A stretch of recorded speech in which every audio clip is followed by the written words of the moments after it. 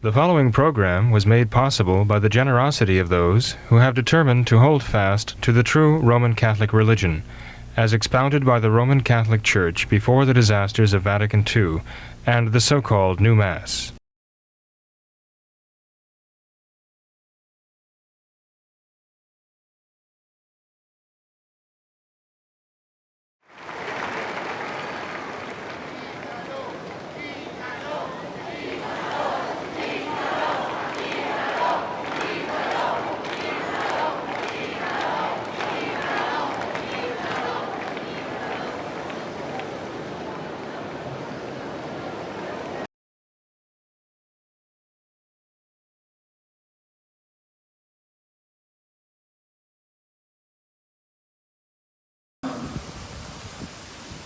Pro fidelibus de fontis, requiem aeternam dona ei Domine.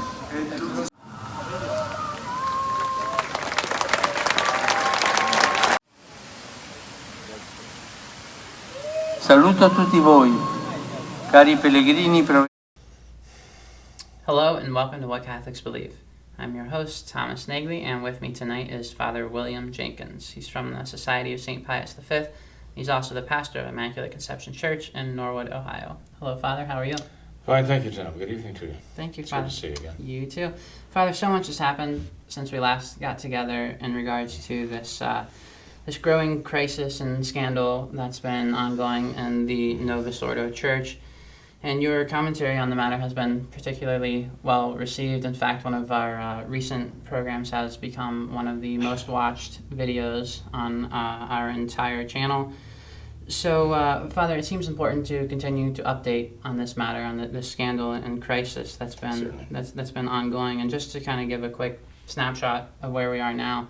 Since the publication of Archbishop Vigano's 11-page letter claiming that Francis knew of Cardinal Theodore McCarrick and his immoral actions, and in fact covered for him for a matter of years, there has been an attempted character assassination of Archbishop Vigano. And I believe just today he came out and said that he is not going to spend any more time refuting the accusations against himself, but rather instead he wants the press to focus on the contents of his letter, the claims that he has made against Francis. He would like for the media, the press, to investigate those claims that he has made. And in the face of all this, Father Francis's reply has been one of silence. And in fact, he just recently said, in the face of all these accusations, the attitude should be one of silence. And he refused to comment on this, like you've mentioned before. And in fact, it seems almost like a slap in the face with one of his recent comments, where he came out and said that there is an emergency, in fact, but the emergency is the amount of plastic in the ocean, the amount of litter in the ocean, and we need to work like our lives depend on it to clean up this mess.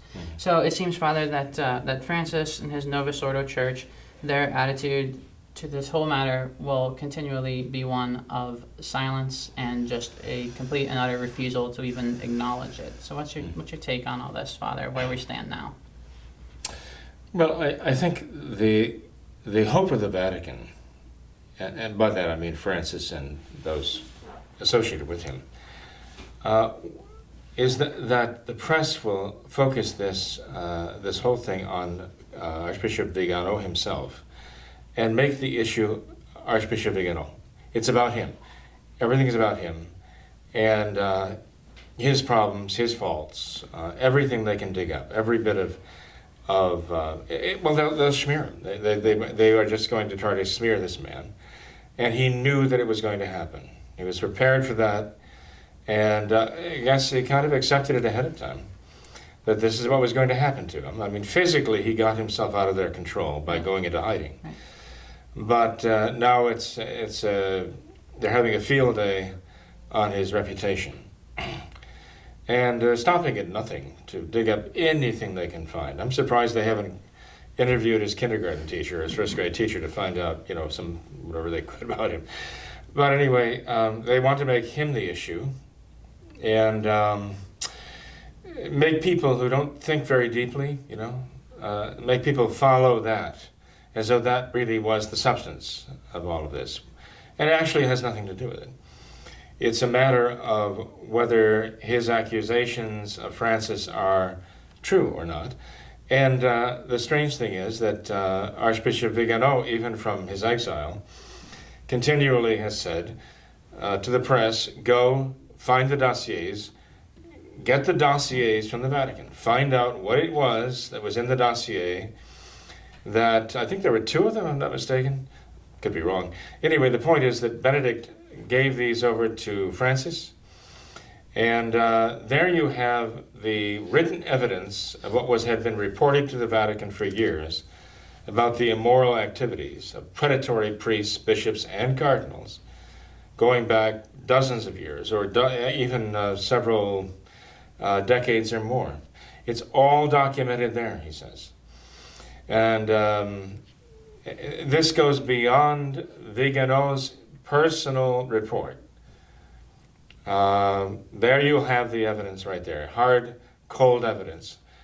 And you don't find them doing that. That's the one place you'd think they'd be going, for the documentary evidence written by actual churchlings, church authorities who are writing and reporting to the Vatican what's going on all this time.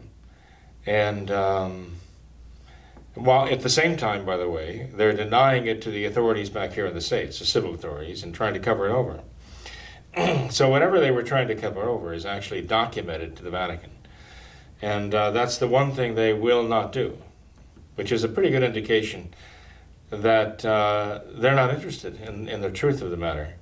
They're interested in protecting their man, Francis, because he's a modernist, and his entire social program is theirs, and they don't want to put that into jeopardy.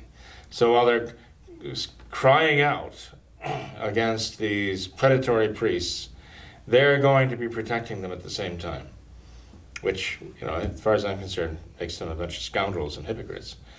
But they've been around a long time. You read the gospel, you find out that hypocrisy's been with us from the beginning. We're watching it in action now, And especially in the press. Father, there's been some commentators that have made this point. As liberal and as modernist as Benedict was, he was at least perceived as somewhat of a conservative, and so there was just because of that perception, there was almost a media bias against him. And there have been several who have remarked that if all of this had happened when Benedict was in office, that it would have been totally different. The media coverage would have been totally different. They would have been ready and willing to attack him on this matter. But because... Well, as a matter of fact, Tom, that's a very good point. And it did happen during Benedict. And it brought him down. Yep. Remember that? The WikiLeaks controversy, right? And what is really ironic about all that is, the role of 2 men in WikiLeaks, whom we have mentioned here recently. One of them was the head of the Vatican Bank, Ettore Gotti Tedeschi. We did a couple of programs talking about his report on what's going on in the Vatican, and that the head of the church that he's talking about now in the Vatican, we know who that is actually ushering in what Tedeschi is calling Gnostic environmentalism as a new world religion. But this man was the head of the Vatican Bank. And in the course of the WikiLeaks revelations, Benedict fired him. And but also a central operative in the WikiLeaks business going on in the year 2012 was Archbishop Vigano. He was also very much involved because he was exposing the corruption going on in the Vatican Bank and the Vatican Works and the expenditures that were going on in maintaining the Vatican property and so on. And so these 2 men actually were central to the WikiLeaks revelations, right? That wound up with Benedict resigning. And part of that was the sexual scandal, too. It was all part of it. In fact, there are those today who say with pretty good reason that Benedict was actually threatened. They wanted Benedict out of there so much that he was threatened with exposure for his involvement in this, the sexual thing. Now, whether he was personally involved in the crimes, I don't know. There are those who say he was personally involved in the cover-up of these things. And that this allegedly is what actually prompted him to resign. And the odd thing is now that Archbishop Vigano and Ettore Gotti-Tedeschi, two men who were more on the conservative side of the Novus Ordo. Let's face it, I mean, Benedict was the most conservative modernist they have to point to, you know, that they paved the way for the choosing of Francis, which is probably something that they would both be horrified at. And they obviously, well, I don't know, Ettore Gotti-Tedeschi looks upon what he's revealing now as a form of reparation for what he's done, bringing Francis in. Well, I don't know if Archbishop Vigano is thinking in terms, oh my goodness, what have I done? You know, in revealing the corruption that was going on in the Vatican under Benedict, I actually paved the way for Benedict's resignation and the election of Bergoglio. But it seems that both of these men were very much involved in bringing Benedict to the point of resignation and opening the door for Bergoglio to be elected. You know, and here we have the St. Gallen group that have been plotting for decades, literally decades, to elect someone like Bergoglio. When Ratzinger was elected, they were really disappointed. They were crushed that they didn't get there. They wanted someone more radical. They wanted the most radical liberal they could get in there. And Ratzinger, who became Benedict XVI, did not meet their criterion as the most liberal and radical liberal. And so they really saw that as a setback, and they were determined to get rid of him. And perhaps ultimately using that threat of exposure for his involvement somehow, even in just covering up these crimes, was what it took to get him to step down. Oddly enough now, that the St. Gallen group of these prelates, cardinals, archbishops, bishops, have been plotting for decades to get a radical modernist liberal in there, and finally succeeded in getting Francis in there. Now the charge has come up from who actually Archbishop Vigano, about his involvement in this, but he will not resign, he will not give in, he will not even say one word. They're going to protect him unto death, though, because they got the man they wanted. But all of this group, we call it a cabal, and it is a cabal, it's a cadre of the most radical modernists in the Novus Ordo Church here, are following through on their pact of the catacombs, right? That they're going to apply Vatican II in the most revolutionary way. And so I realize that a number of our listeners, or watchers here, might not know what I'm talking about, when I mentioned the Pact of the Catacombs and I mentioned the St. Gallen group. But this is all public knowledge now. George Niemeyer, right, or Neumayer, in his book, The Political Pope, has exposed a great deal of this. And there are a number of other writers who have exposed this to the point where they're actually taking credit now, publicly taking credit for the election of Francis, saying, we have triumphed, you know. So they don't even see the need for secrecy anymore. Even the Pact of the Catacombs is now public knowledge. They see no need to cover this up anymore. So someone pointed out recently, a rather wise individual, we know, that Francis might have seen Archbishop Vigano as an ally of his, in a way, as a compatriot, as a compadre, because he must have seen that Benedict's resignation and his, Francis's, election really was due in no small part to the Vatilis controversy that was ignited in part by, and actually a large part, by Archbishop Vigano in exposing the corruption that was going on under Benedict. And lo and behold, he finds out that Archbishop Vigano, who was already Apostolic Nuncio to the United States when he, Francis, was chosen, that he was no ally of his. You know, there are those who want us to believe that this enmity between Archbishop Vigano and Francis goes back, long time. But I don't know what evidence there is of that. Rather, whatever evidence there is would seem to indicate that Francis really trusted Vigano to be more of a supporter than an adversary. And that what really made Francis realize that Archbishop Vigano was not a supporter of Francis was what happened to Kim Davis right here in Kentucky, right, just south of the Ohio River here. And LifeSite News just published a statement by Archbishop Vigano, given from hiding, setting the record straight on really what happened with Kim Davis, the whole Kim Davis story. And now, I assume our viewers have seen previous programs in the last couple of weeks where we talked about this. Kim Davis being the clerk of courts in one of the counties in Kentucky, and she would not sign off on the homosexual marriage certificates or licenses, I should say.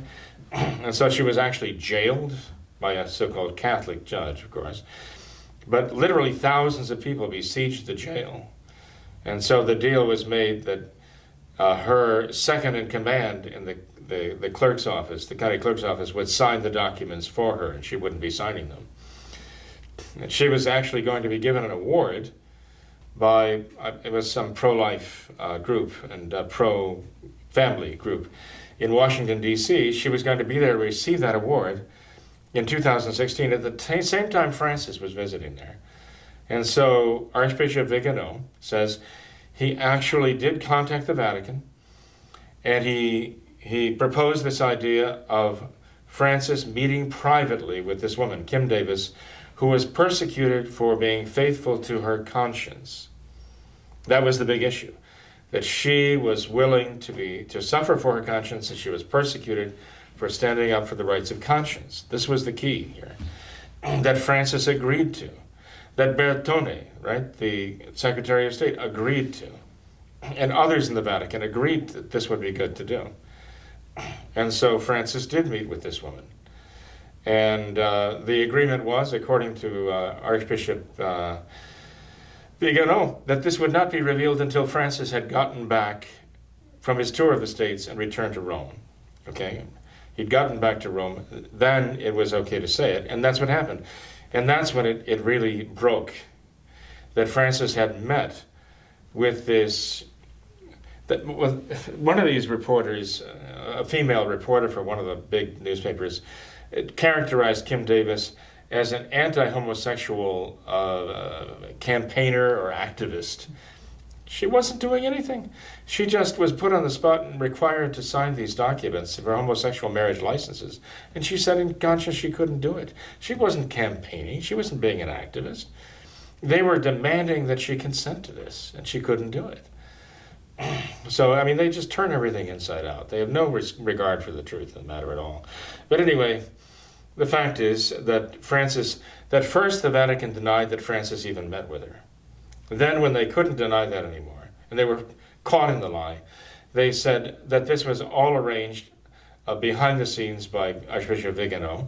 And then when they couldn't deny that anymore, and they had to admit that, no, they agreed to it, their argument was, Vigano did not really tell them everything they needed to know.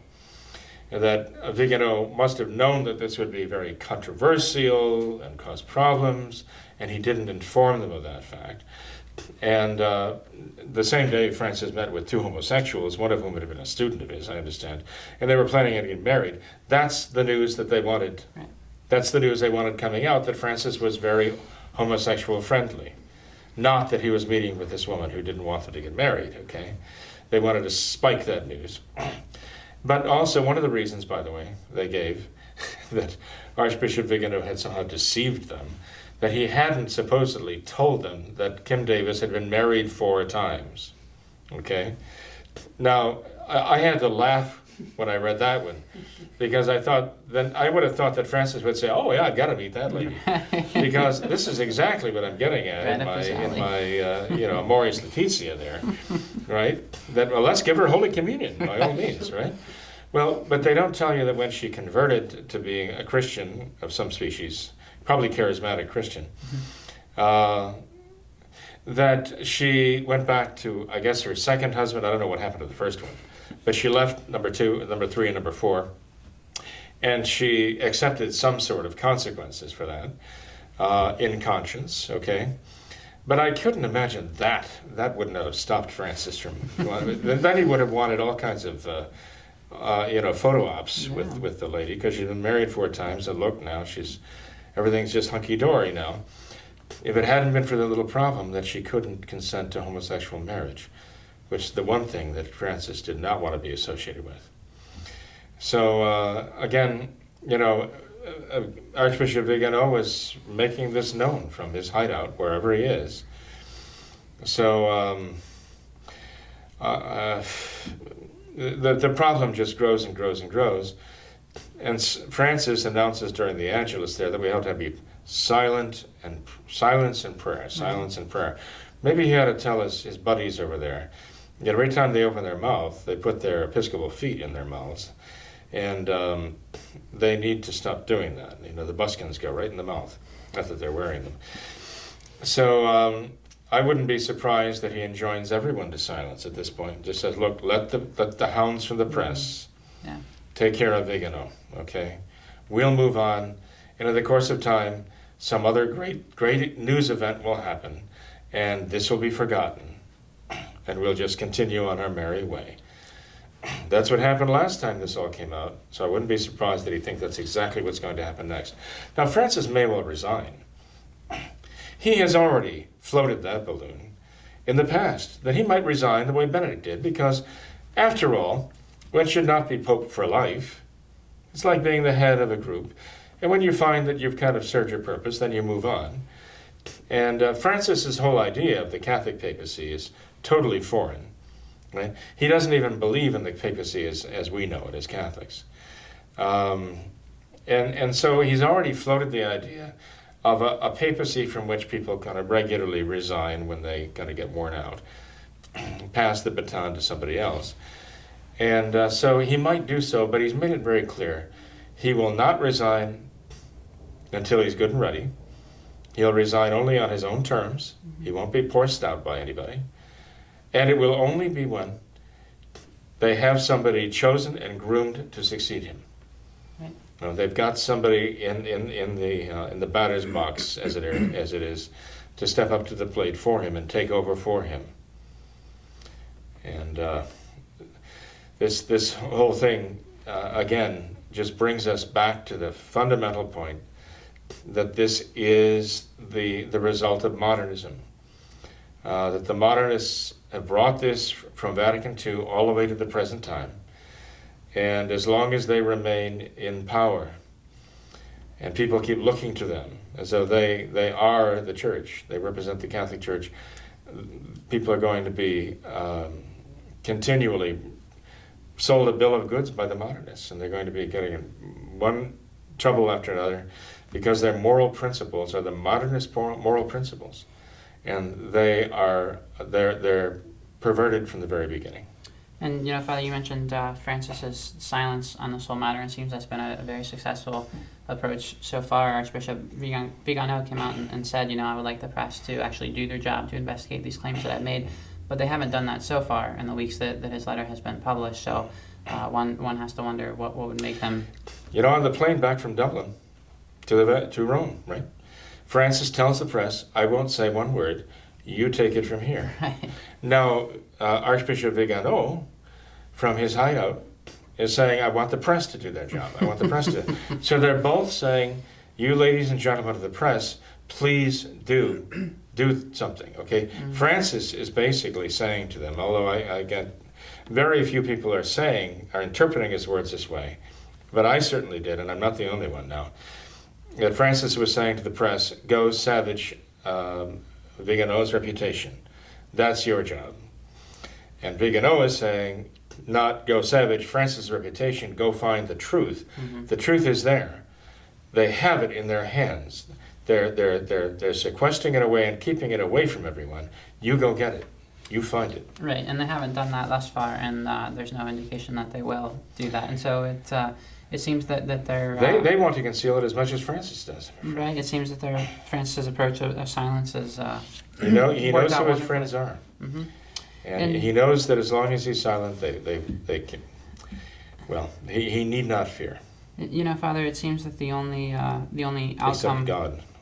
The only outcome of all this is... just a greater crisis within the Novus Ordo Church, and we've seen evidence of that ourselves here. We've just recently, since all this has been happening, we received a great increase in the volume of emails that we've received, and just from various faithful, traditional, and Novus Ordo minded people as alike of just struggling with this whole everything that's been happening. Well, I've noticed that the one program is now, well over 30,000 views in the week, Right. which for our little enterprise here is quite remarkable. Yes, right, definitely. You think about the shoestring, basically our studio is nothing but a table, 2 chairs, and a statue, and a crucifix, and a curtain, Yeah. and a little bit of equipment. And I'm actually not only, honored that so many people have deemed it worthwhile to watch our program, but it's very humbling, and it's a little bit, it makes you realize the serious responsibility you have. Definitely. And in terms of the faith, in terms of the church, in terms of our Lord, that you get it right. And, I appreciate people having that confidence. That's why what we hear from people is so important. I gather you have heard some good people out there. Yes, Father, if I may, I'd like to read just a couple of these. They're wonderful, wonderful emails, very kind words here.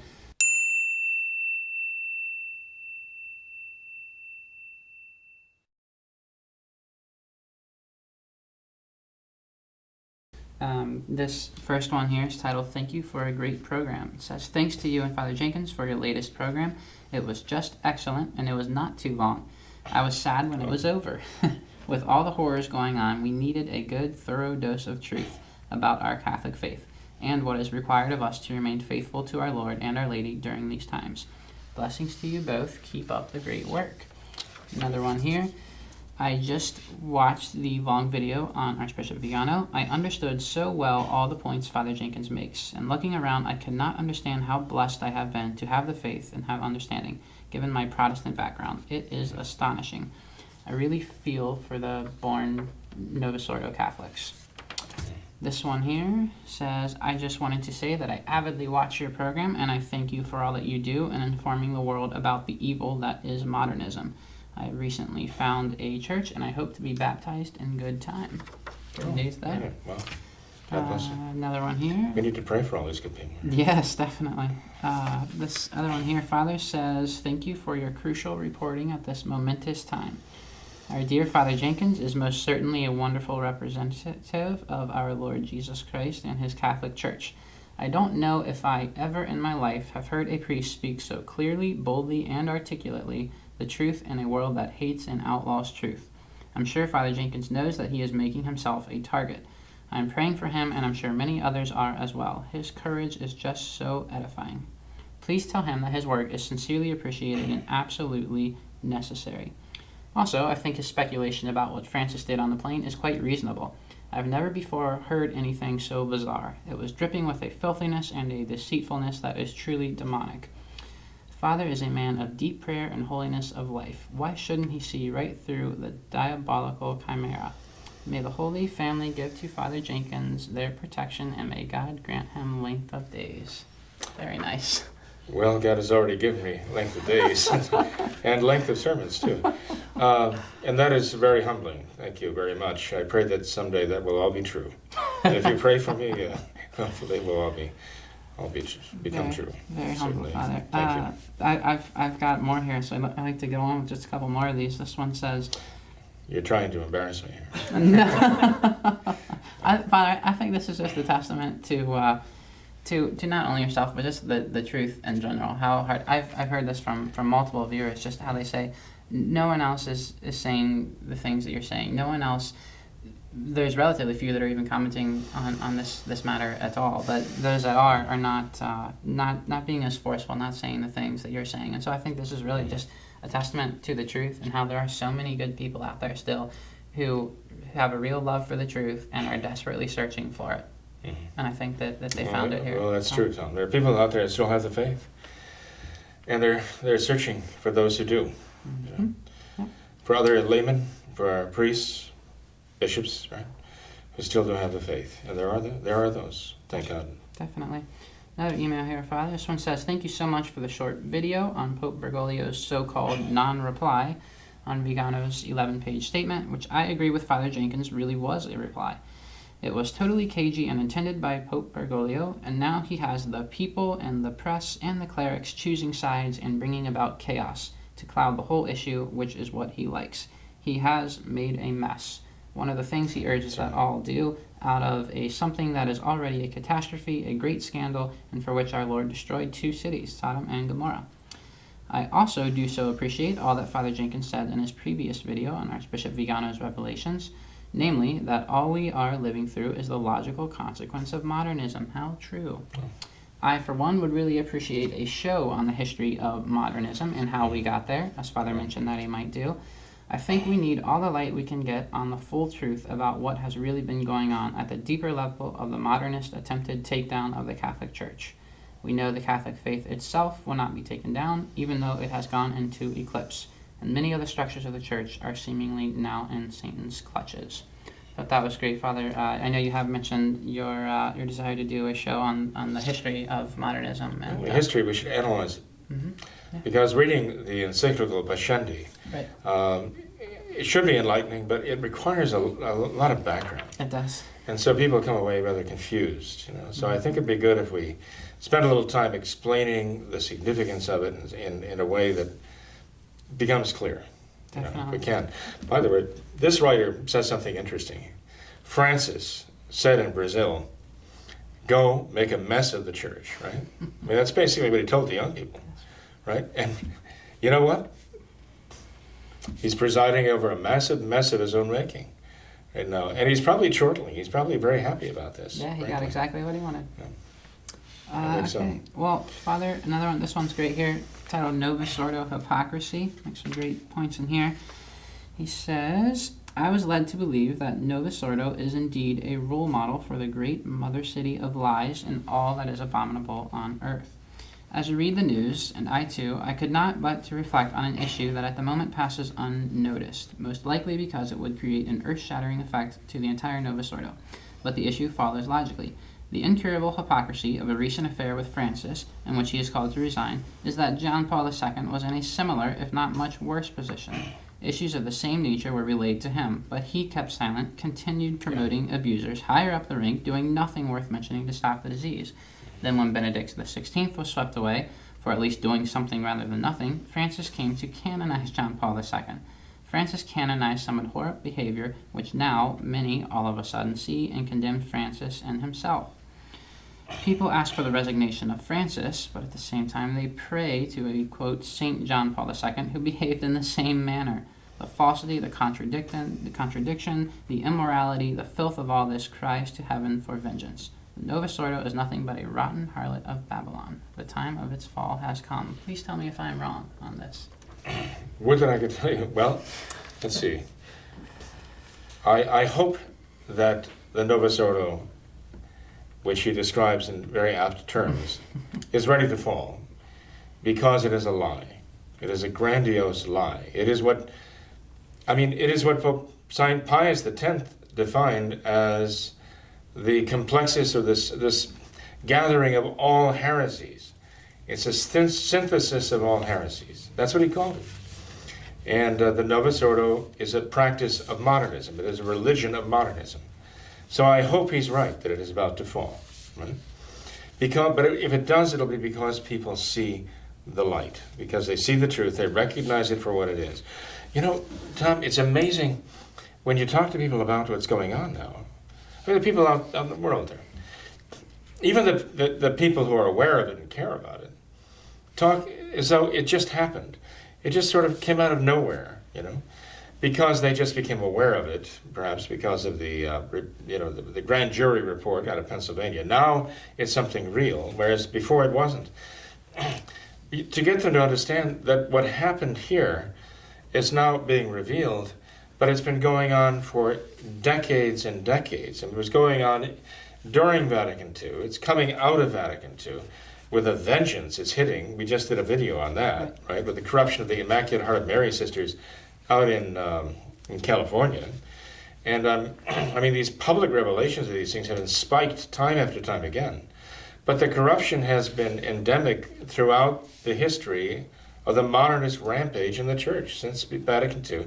Even this report of the grand jury goes back 70 years with cases of this. Well, 70 years puts it in the decade before Vatican II and leading up to Vatican II. So, the modernists were already at work. St. Pius X said this back in 1907. He said the modernists are deep within the heart and veins of the church. And then he told one of his cardinals that they will come back in 50 years, we're talking about the 1950s, and start laying waste to the church. Well, this is exactly what we're witnessing now. See? So people are just getting aware of it, perhaps. But they have to realize that this is traceable back to Vatican II and what was done in Vatican II, and in the aftermath of Vatican II. And I know what they're being told. They're being told the big lie, that when the bishops came back from Vatican II, they misapplied Vatican II. That all these things were abuses. It's not really Vatican II. It's not what Vatican II is all about. And, you listen to this argument, and you wonder why anybody falls for it. But they do. They talk about the abuses. Oh, the abuses of this, the abuses of that. And you realize, wait a minute. Well, let's have a little reality check here. The bishops who are back here imposing those abuses were the ones who were the bishops of Vatican II. They are Vatican II. They're the bishops who were in the Vatican meeting and making those decisions and voting on those documents of Vatican II. The very same men who were there voting, favoring those documents of Vatican II, were the ones who came back and applied Vatican II. And if you want to argue that what they applied was not really what Vatican II was all about, or if you're arguing that they really didn't understand the meaning of the documents they voted on, then that tells you that those documents are null and void. They voted on things they didn't even understand. That's not an ecumenical council of the church. By your own admission, you're acknowledging that council is a myth.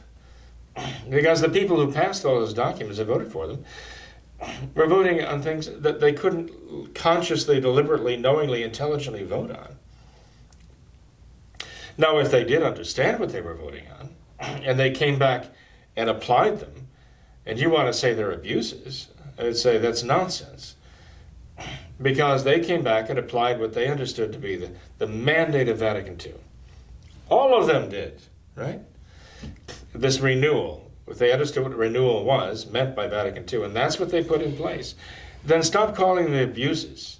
Stop lying and calling them abuses. They're not abuses. That's exactly what Vatican II is all about. And we're told that by the very bishops who voted on the documents of Vatican II. So please, don't give us this nonsense that is an ecumenical council of the church, and these are abuses that were imposed by these bishops who made up that council. I don't know how to make it any clearer than that. I'm sorry, it's a debility in my own part, but I think people have to get past that smokescreen of you have the Vatican II and then the spirit of Vatican II. The spirit of Vatican II was active in Vatican II. And it is the so-called abuses. Look, in 1975, okay, at a church in Columbus, Ohio, Saints Philip and James Church, okay, the priest there had people show up with handfuls of garbage, literally, household garbage, to offer to God. He wanted to have what he called a garbage mass, to dramatize the theme. The Mass is not the unbloody sacrifice of Calvary anymore. you have to have some kind of theme now that you're going to dramatize. So you want to dramatize the theme, Christ the garbage collector. Okay? This is really deep, the theology of it all. And so we had the people line up, and at the offertory procession, they came up and dropped into a big garbage pail right in front of their table. There's no altar there, it's a table. Their offering of coffee grounds, banana peels, you name it, right? That's their offering, Christ the garbage collector, okay? Now, of course, this is all relevant in the eyes of Vatican II, and in Francis too, because this meets people where they are in daily life, right? This is faith at its finest. This was reported to the bishop there. This was actually made famous in the newspapers of the area. Nothing was done. I mean, I called several years later to ask and found out that the same priest, so-called, was pastor there several years later. Nothing was done about this. Why? This wasn't an abuse. This is what Vatican II was all about. People had to face the reality of it. That's why that bishop, fresh on the heels of Vatican II, didn't replace that priest. That priest understood Vatican II. And so did that bishop. This isn't an abuse. None of this stuff is abuse. It's exactly what Vatican II and the modernists were after. It's not those priests who were censured. It wasn't Father Quinlan over there, in Washington, who dresses up like Mary Poppins and rides a cable down from his choir loft with an umbrella, okay? It wasn't him. He was not the one who was censured. No, it's the traditional priests who are still trying to hold on to the old mass and resisting the changes. They're the ones who were sacked and put in nursing homes to die in obscurity of a broken heart. Many of them did. No, don't tell me that was an abuse of Vatican II. That's what Vatican II was all about. People have to face reality here. This is what the modernists were after. This is exactly what the modernists wanted to do to the church. You make a great point, Father. I too have heard that argument so many times of how, Vatican II was just misunderstood. There was a misapplication of its principles.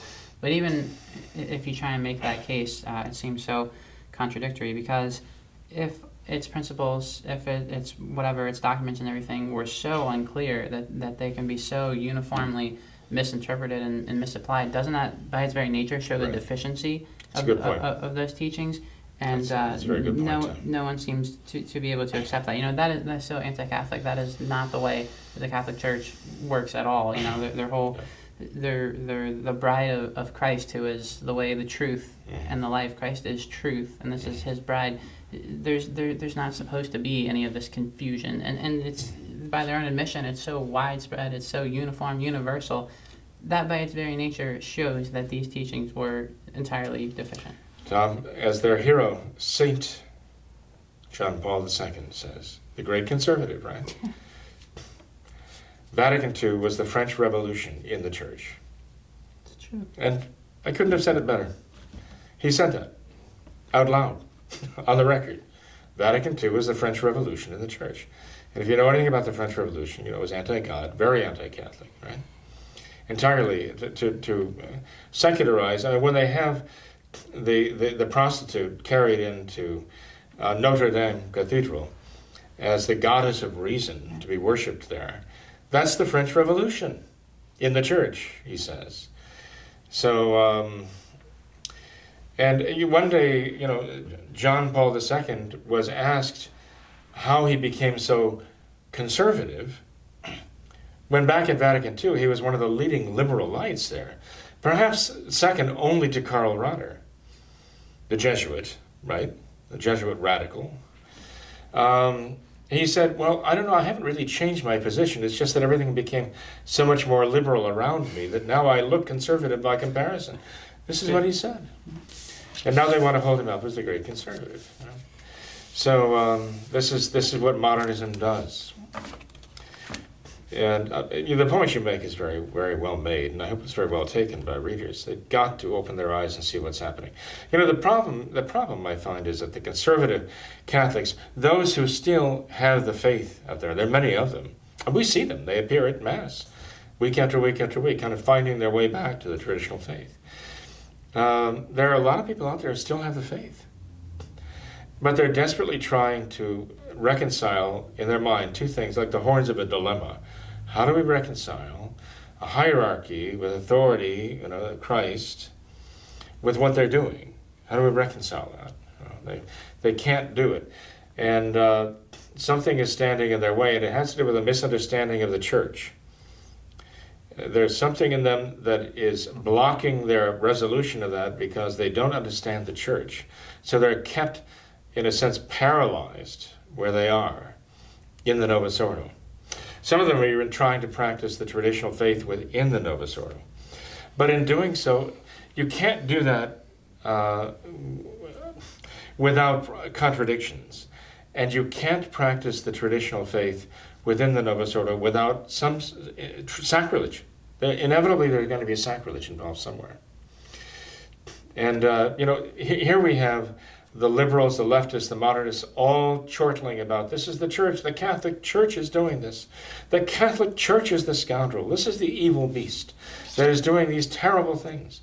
And the church is so corrupt, it needs to be reformed. And now that we're back at that, now we got to reform again, right?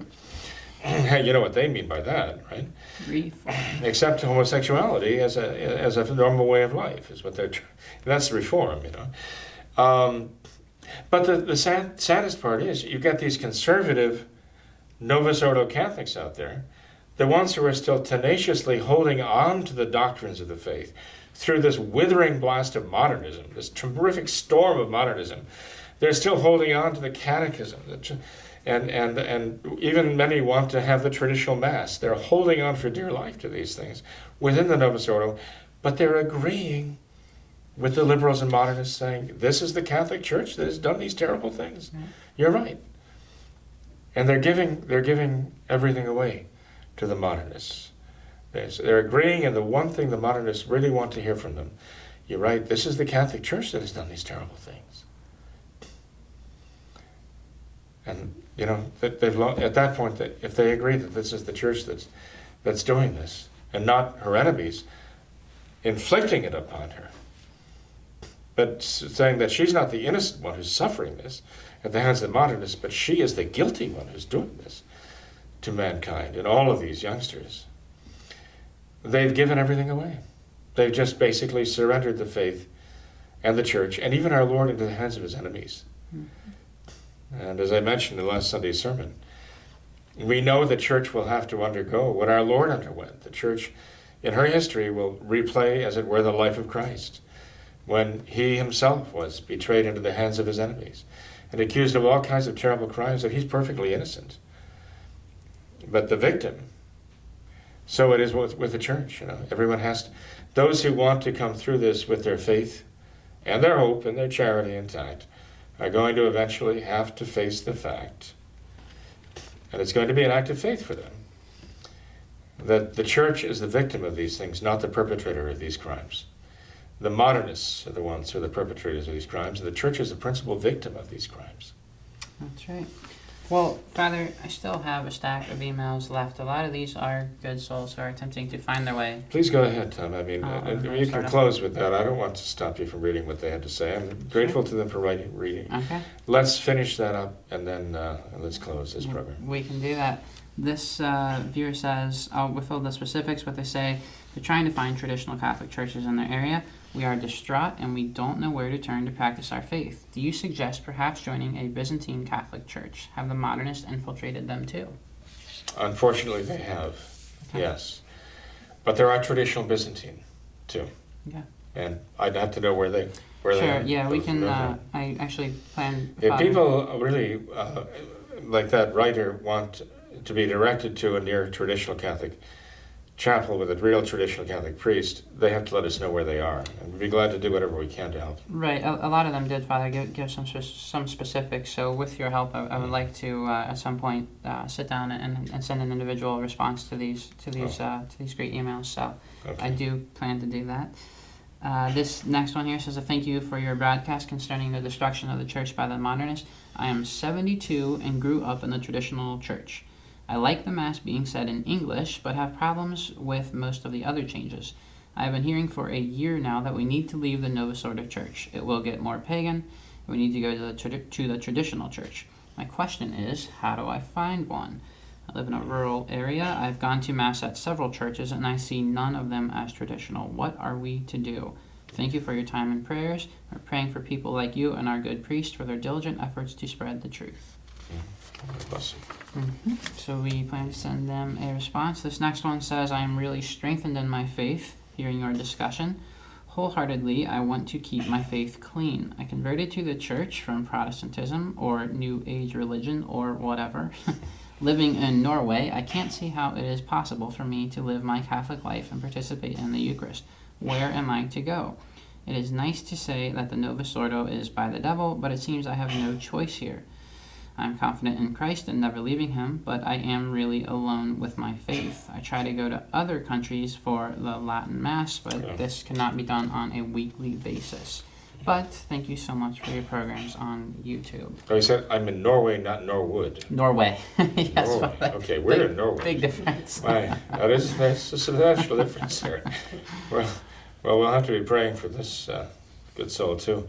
Driving to other countries to find a traditional Mass. It's impressive. Why, who of us can actually boast that? Well, he's not boasting it. He's crying out for help. Okay. Yeah. Another one here, Father, says, thank you for the meaningful, edifying, and thought-provoking podcast. Our Lord must be very pleased with you. I have 2 questions. If one begins to attend the Masses offered by the priest of the Society of St. Pius V, and that person has received sacraments from the Novus Ordo Church, would that person be required to receive instruction in the faith before receiving Holy Communion, as if coming from the Protestant faith? Well, I'd say that depends if they know the faith well. Some do. Some know the faith, but they've just been very confused. But others who've, let's say, learned the faith within the Novus Ordo and know nothing of that, we'd have to make sure that they really do understand the faith. So, I have a catechism series based on the Brief Catechism for Adults by Father Coggan. And it's so easy. I mean, people can read through that, and, good readers can read through it in a day. We just want them to note any questions and answer those questions and make sure that they really have the integrity of the faith before they begin receiving the sacraments. Generally, though, if they're practicing Novus Ordo Catholics, we find they have some knowledge of the faith, and they've kept that knowledge of the faith in spite of the Novus Ordo, not because of it. So we find that there's a pretty good foundation to work with. So we don't make them. No, if we have somebody who is, let's say, coming to us from Lutheranism or Presbyterianism or something like that, we give them, 6 months to a year course in the faith before we talk about baptizing. But somebody coming from the Novus Ordo has a better foundation. They already think of themselves as Catholic, want to be Catholic, and already have a foundation in the faith. Unless they've been raised by absolute radicals. But they know enough of the faith to find us, to come back to the traditional faith. So that's a good start. Okay. Then, so, each case is individual, right. but the bottom line is, no, we don't require, a complete course of instruction before they're allowed to practice the faith. Okay. Then next question, Father. My husband and I were married in 1980 in the Novus Ordo Church. My husband, a Protestant, was not required to present proof of baptism. The priest did ask my husband if he was baptized, and assuming he was, said yes. We have recently learned that there are no records of my husband's baptism on file at his old church. My husband converted to the Novus Ordo over 20 years ago and received a conditional baptism then. My question is our marriage valid? Well, we'll have to talk about that. Okay. There are a few questions that I have to ask, right. Obviously. I can't just say yes or no. Mm-hmm. There are a number of questions that have to be answered, and we'd need some evidence. But there are questions that involve matters of fact that can be easily attested to. So we should follow up with that. Definitely. This next one, Father, this is a response that you gave to a question some time ago in one of our older programs. We just had this email where he said, Father Jenkins' response was probably the best response I have ever received to any concern I have had and gave me very much to think about. It is unfortunate, however, that the faithful must sift between various good points made by various traditional Catholic priests and engaged in detailed study on matters that would not require investigation in ordinary times. Although it is a great blessing that the faithful have access to traditional priests and the sacraments, it is also unfortunate that there may indeed be no avenue for matters requiring ordinary jurisdiction. Well, it's a good observation, but it's the times we live in. Right. People really do have to be able to, well, I'll use a word that is one of Francis's favorite, practice discernment. But I mean it in a Catholic way.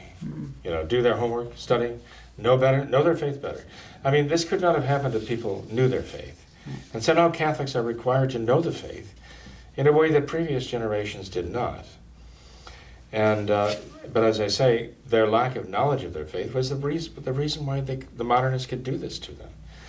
Remember, you know, John, I've talked about the encyclical Pascendi by St. Pius X in 1907. Right. Well, before that, St. Pius X issued an encyclical Acerbo Nimis, excessively bitterly. I mean, that's how the encyclical begins. And what Pope Pius X is decrying there is the ignorance of the Catholic people about their own faith. Do you know what he said in that encyclical? And here I have to say mea culpa, because I don't do it because I can't do it. He says that the Catholic people in the parishes should not only have the sermon at the Sunday Mass, they should have an hour of instruction in the faith every single Sunday. Huh? That the parish priest should give them an hour of instruction in their faith to his own parishioners every single Sunday. Now, people talk about my sermons being long, you know, and I guess they're longer than relatively long. But anyway, that's what he said they needed. He said there were Catholics who did not know even the basics of the faith necessary to save their souls. And this was back in 1905, I think. Right? So that's the problem. I mean, this writer talks about the need to know more and study more, and he's right, absolutely right.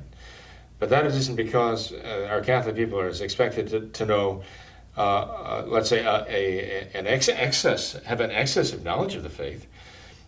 It's that the Catholics in the past did not even have a basic knowledge of the faith that they needed to have. The modernists used that as saw that as an opportunity to mislead the Catholic people, and that's exactly what they did. Sure. All right, Father, I believe just two more here. This next one says, Father Jenkins, I think that we are living again in the early days of the Church and the apostolic age, where it was necessary for Christianity to be preached to the whole world. Catholicism was forgotten and eclipsed. The Catholic faith is no longer professed. If at first Arianism was a great adversary, we now have modernism, which is the synthesis of all heresies. Our temples were taken and our priests corrupted. People are confused, and for this they offer them an easy religion without dogmas, without sin, without condemnation. I think it's time we started to do the apostolate, preaching in time and setback and facing an adversary much worse than the early days. It is painful to see people deluded, living in the world and inside the churches, behaving as if everything is well and that life walks in peace and serene, when we know that they walk joyful and festive in search of the abyss. It is time to start again and to bring the gospel to the new pagans, far worse than the first ones, because while they did not know Jesus and his doctrine, they knew the truth and denied it again, doing as the dog that returns to the vomit and the babe nut that returns to the mud. It is time, Father Jenkins, to start over. Well, I'll tell you, some of our writers are very good prose artists. They're really very good with their prose, and I must say it's true. You know, St. John Bosco wrote in his memoirs about the church that he had undertaken to build in Rome at the behest of Pope Leo XIII. And remember, Pope Leo XIII was elected, I think, he was elected in 1878. At that time, Don Bosco was already an old man. Don Bosco was to die just 5 years later, I believe. And he accepted a commission from Pope Leo XIII to raise the funds to build the Basilica of the Sacred Heart in Rome, a church that is very dear to my own poor heart, actually. And someone asked St. John Bosco why he, in his advanced age and debilitated condition, accepted an arduous task of going around, traveling around, trying to raise the funds to build that basilica.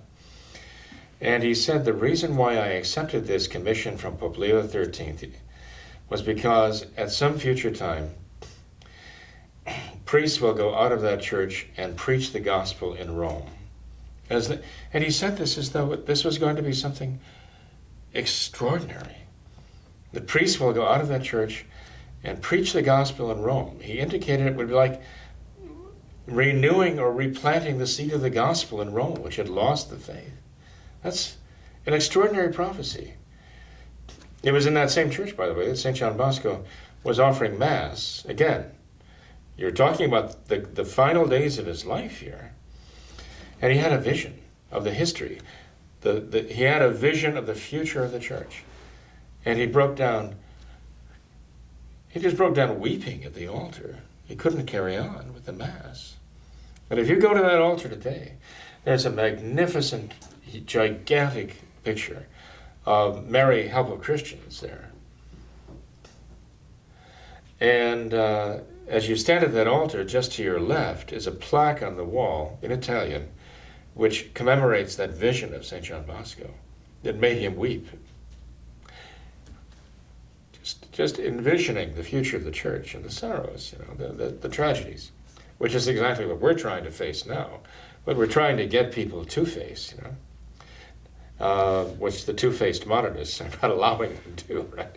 But we want people to face the reality of it. All they have to do is go to that altar and look at that plaque and read about that vision of St. John Bosco. It's not long, but it just acknowledges the truth of what he saw. And so what this writer says, we have to basically start over again. And yes, it's going to come to that point, that this neo-paganism, which is such a deliberate rejection of Christ, right? More evil than the paganism of old, that just didn't know him, right? To whom he was a stranger. No, these people know who he is, and they hate him for who he really is. They hate him as their Savior. So, yes, it's going to be... But no wonder St. Louis de Grignon de Montfort said that the saints of the latter days will be so great, that's what they're going to be dealing with. Not like the St. Cecilias and St. Agnes's and St. Agathas of old, who are dealing with a paganism of a different variety. Now, in the future, we're going to be dealing with a neo-paganism that is a formal hatred of God and of the true God. And we're going to be dealing, and our children will be dealing with that. So they're going to need some powerful graces, and they're going to have an invincible faith, right, and hope and charity. So this is why we cannot continue to allow these modernists to do this to the church. We just can't let them get away with it anymore. We have to stand up and say, this is not the faith, this is not the church. You are not you do not represent Christ, and you do not represent the Catholic faith, the church. And we have to get back to practicing our faith as we know it to be, the faith of the centuries, as Monsignor Lefebvre said so clearly, as Archbishop Lefebvre he said, our allegiance is not to modernist Rome, it is to Catholic Rome. That's what he said, and that's exactly right. You have one more to read there, don't you, Tom? Yes, and then Father. we can let everyone in peace, right? Hopefully. Yes, Father. I'll end with this one real briefly. I won't give the specifics, Father, because there's a lot of details in here, but just kind of to summarize. This is a very, very touching email we received from a young viewer in the Dominican Republic, actually. And they just go through and they detail a lot of the struggles that they faced in their country there, and kind of their background of growing up with atheist parents, and yet they had a desire to find the truth, went through all these different false religions, and initially was repulsed by the idea of the Catholic Church, but continued their search for the truth. And repulsed by the idea of the Catholic Church by what they saw? By actually, say here, I never considered the Catholic Church. First, I was repelled by John Paul II as a child and a young adult, and I couldn't stand the sight of him. I thought he was representative of everything Catholic, and I was, and to a point, still am terrified. of that. Really? Right. Right. But they go on, Father, and say that they did stumble upon the truth. They now believe that the Catholic Church is the one true church outside of which there is no salvation. They say, all I want is to belong to this one true church. All I want is to love and serve God. I've been praying the rosary every day. But they ask, Father, where can I go for catechism? Where can I go for baptism or confession and all of this? And they kind of give some details here about the options that they have there. Fraternity of St. Peter is there, but they say even a good Bible is hard to find. A lot of them there have pictures of John Paul II in them. They've have the modern translations and all that. This is the prime example of trying to be traditional Catholic within the Novus Ordo. Right, and so they end Father by saying, in short, I don't know where to go or what to do. Mm-hmm. Well, we have to let her know about the Catechism series. And we have the Catechism series, which we have yet to complete, which we should do before long. And I apologize. I mean, often it's off the cuff, and I'm rather weary and just speaking off the cuff. In fact, I want to do a supplement to the one we did last time, because I'm not entirely satisfied with the material as covered in the Brief Catechism for Adults, and I want to supplement that on the third commandment, which we should do sometime soon. So there are a number of reasons why I would say that catechism treatment is not perfect, certainly. We don't allege it to be, but it is Catholic. And it does give people a knowledge of the faith which is enough for someone to know and to believe and to be baptized as a Catholic and to practice the Catholic faith. So we should recommend that to this writer, and with the pledge that we'll complete it very soon, Sure. too. Okay. Yep, definitely. Well, Father, thank you for being here tonight. We covered a lot of ground, so I appreciate your time. Well, Tom, that's mutual. Thank you for your time, too. It's No much problem. appreciated. I know you have more than one full-time job, Yes, Father. and so I ask people to help to support the program financially, too, of course, because, sooner or later we're going to have to, dust things around here and maybe upgrade a little bit. But in the meantime, I certainly do appreciate your helping us to pay the bills and keep the program on the air. Definitely. Thanks to all of our viewers for watching this episode of What Catholics Believe.